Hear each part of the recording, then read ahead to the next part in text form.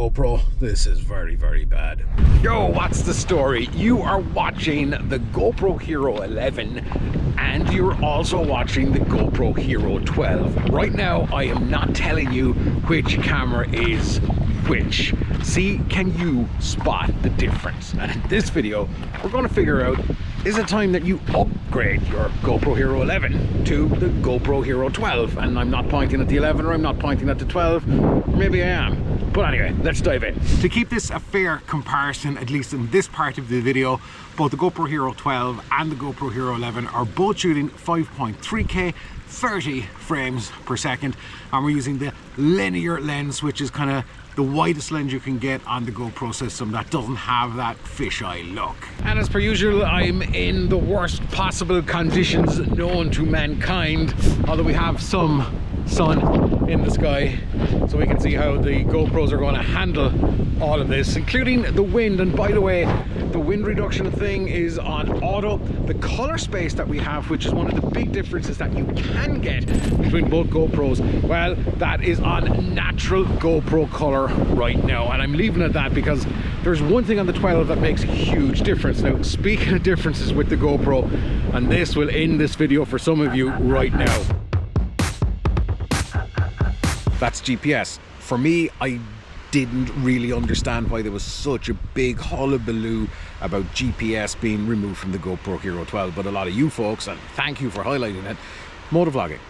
If you're using the GoPro GPS chip on the 11 or any of the other GoPros for distance or the overlays or any of those kind of things, you just no longer can do that for speed. And to be honest, I never had a need for it, but I now completely get it. So this video ends right now if you need GPS, because you have to go with the GoPro Hero 11. It is one of the biggest differences between the 11 and the 12. Now though, there is one thing that besides that, if that's not that important, makes an absolutely ginormous difference to how your footage looks. And that's HDR.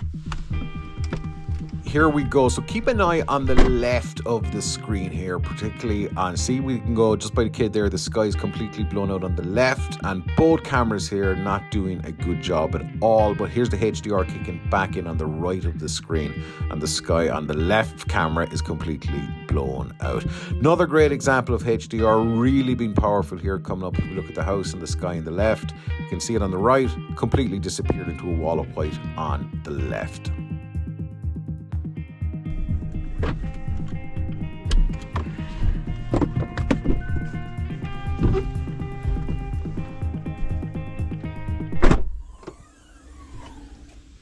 By now, after that eventful drive, you should have been able to see one of the benefits of HDR video, and you should be able to see it right now. Although looking at the screens, I'm not sure I do see it. GoPro Hero 12, GoPro Hero 11, as you should be able to tell by now. But HDR for GoPros is not as big as a deal as you might think. HDR is a buzzword that is thrown around quite a lot. I would think that some of you have TVs that have a HDR option. If you've got a PlayStation 5, for example, you will know that there is a HDR option for some games, not all games, but some games can do it. So what is HDR? HDR stands for high dynamic range, right? So you probably know that by now, except GoPro don't do it like high dynamic range, but I'm going to get into what they do in a sec. So essentially, without getting into any kind of complicated stuff, it's to do with the color space.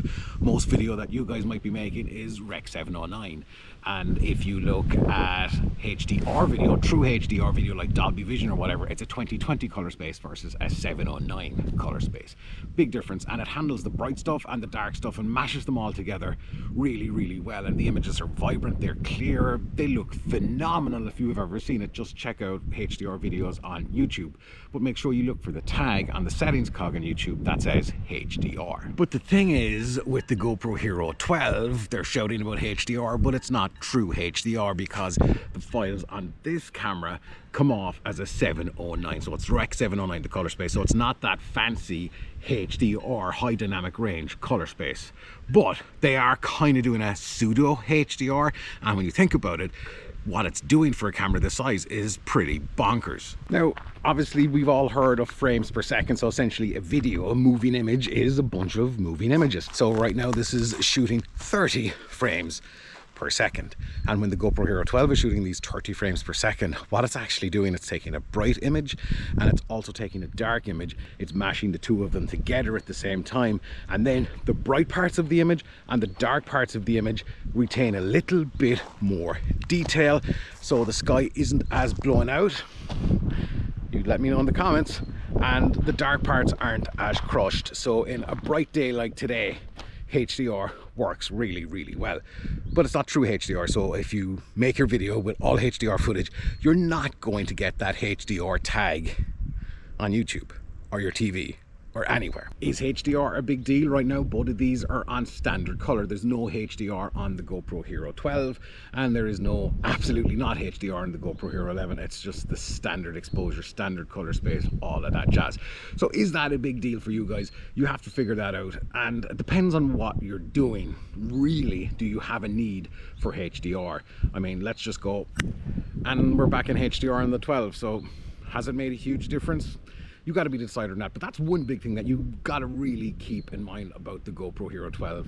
HDR, it's a buzzword, it's great. The workflow is not the best if you're dealing with real HDR footage, but nonetheless, it's something that the GoPro Hero 12 has that the 11 doesn't. One of the other things that the GoPro Hero 12 has that the 11 doesn't is the ability. So right now I am using AirPods for the mic, and between the GoPro Hero 11 and the 12, obviously there is a bit of a difference with audio, and you can go back as kind of, obviously has a limit as how far you can go back, but nonetheless the 11 cannot do that. Although to be honest, after just listening on the actual GoPro speaker there, yeah, I would never ever use AirPods with a GoPro. Dedicated mic for the win, maybe. Should you upgrade though? That's the thing. So there are two rules of thought in this, right? If you have the GoPro Hero 11, the HDR is a really nice feature to have, even though it's not true HDR. I don't know if it's a huge deal breaker. Footage will look a little bit better. But I know what you're saying. You're like, Vic, GoPro's footage looks amazing on their ads. Well, there's a reason for that. And the GoPro team are absolutely amazing, but they always shoot their footage in phenomenally well lit scenarios. Blue skies everywhere. And they've been doing this for years, and their ads look insane, and they got incredible athletes, and even the whole team at GoPro do amazing stuff. But for a lot of people, you're not going to be hurling yourself out of a plane, so your footage may just look a little bit drab. So depending on what you're shooting, HDR, is it 100% better? Absolutely not, but it might be better enough for you to upgrade for the 11. But probably the biggest reason that you wouldn't upgrade is the lack of GPS. It's a big thing. But what if you don't have the GoPro Hero 11? What if you have some of the older GoPros like the 7, which I think is still the OG of one of the best GoPro cameras ever? What should you do? Should you get an 11? Should you get a 12? We're still on the 5.3K, and I'm getting into the car here now, which is a little bit dimly lit. So let's see how the two of these cameras handle the light, and they're both in standard mode, no HDR. And here's the thing, kids. Haha, here's the thing. Unless you have HDR, this is the exact same sensor. So you're not going to see any difference whatsoever. I don't even know which camera to look at. You're not going to see any difference in the quality from the two of these. It's the exact same sensor that's in the 11 and the 12. But as I said, if you have the older cameras, then what do you do? Kind of comes back to the similar stuff. And by the way, the 12 is now back on HDR mode. So we're in a kind of a different location. So we'll see how it handles the light between the 11 and the 12 here, because it is a bit dimly lit. If you've got the 7, the 8, the 9, stabilization between the 11 and the 12 is negligible. They've made a few improvements to auto boost, which is fine. I don't think it's a deal breaker. It comes down to HDR, and really what it comes down to, do you need that GPS? But regardless, the 11 or the 12 are absolutely worth the upgrade now. The good thing here is the 11 will obviously be down in price, and the 12 is the more expensive of the two. So it really comes down to what you want. You really want that HDR video. Do you really want GPS on the other side? Do you need it?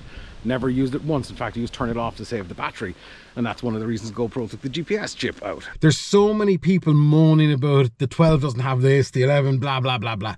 People love to moan their butts off about the smallest of things, and in the bigger scheme of things, they're the ones that never use their gear anyway, so they can go, yeah. However, besides all of that, both of these cameras are absolutely phenomenal. They genuinely are amazing for the size of them, for what they do, for the size of the battery. Neither of these cameras is a bad buy. So to hell with the naysayers, you buy what you think, and hopefully I've given you guys enough ideas on what works and what doesn't work on the GoPro Hero 12 versus the GoPro Hero 11 when it comes to which one should you buy. Now, I will say this though, on GoPro, this is very, very bad. And that is the touchscreen on the GoPro Hero 12 absolutely sucks. Now, before everybody loses their mind, this was an issue with the GoPro Hero 11 when it first came out as well. They fixed it with a firmware update, but I gotta tell you right now, and people have spotted this in the last 2 GoPro videos that I made, you can see how bad the touchscreen is. The amount of time that went into the edit on those settings videos was crazy because the touchscreen just, every time it just wouldn't work. And then, because I drop stuff all the time, I put a screen protector on, and that made it so much more worse. So right now, the touchscreen on the 12, it is not great. It works, and it works fine, but it's nowhere near as responsive as the 11. So just keep that in mind. Keep an eye out for firmware updates, because I'm pretty sure they'll fix it like they did with the last GoPro 11. But it's just something to keep in mind. Now, if you do decide to go for the GoPro Hero 12, there's an absolute ton of settings in the GoPro Hero 12, and it's a very different menu system from the 11, and that's actually a lot better, and it's more intuitive, and it just makes more sense. However, there's a ton of settings, and if you need to figure them out for video, check out the video here, and for photo, check out the video here. And subscribe if you want to make better vids.